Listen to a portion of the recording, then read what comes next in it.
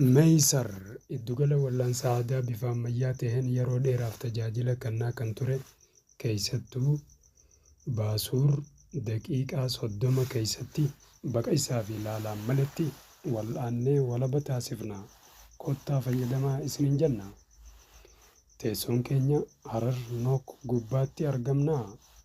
Odeeffannoo dabalataatiif Duwwaa 920 68 83. Meeysar Iddugala wal'aansa aadaa bifa ammayyaa ta'een yeroo dheeraaf tajaajila kennaa kan ture keessattuu Baasuur daqiiqaa 30 keessatti baqa isaa fi ilaalaan malatti wal'aannee walaba taasifna. Kottaa fayyadamaa isiniin jenna. Teessoon keenya Harar Nook gubbaatti argamna.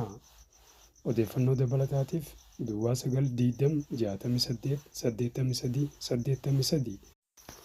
Meeysar Iddugala wal'aansa aadaa bifa ammayyaa ta'een yeroo dheeraaf tajaajila kennaa kan ture keessattuu Baasuur daqiiqaa 30 keessatti baqa isaa fi ilaalaan malatti wal'aannee walaba taasifna.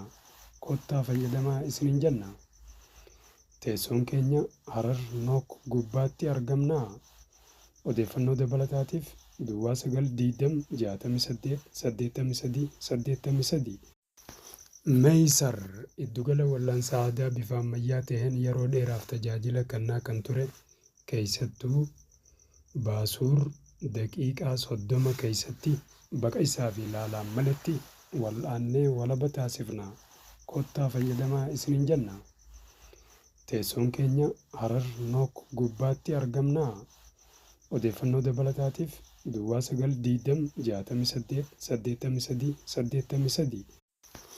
Meeysar Iddugala wal'aansa aadaa bifa ammayyaa ta'een yeroo dheeraaf tajaajila kennaa kan ture keessattuu Baasuur daqiiqaa 30 keessatti baqa isaa fi ilaalaan malatti wal'aannee walaba taasifna. Kottaa fayyadamaa isiniin jenna. Teessoon keenya Harar Nook gubbaatti argamna. Odeeffannoo dabalataatiif Duwwaa 920 68 83. Meeysar Iddugala wal'aansa aadaa bifa ammayyaa ta'een yeroo dheeraaf tajaajila kennaa kan ture keessattuu Baasuur daqiiqaa 30 keessatti baqa isaa fi ilaalaan malatti wal'aannee walaba taasifna. Kottaa fayyadamaa isiniin jenna. Teessoon keenya Harar Nook gubbaatti argamna. Odeeffannoo dabalataatiif Duwwaa 920 68 83.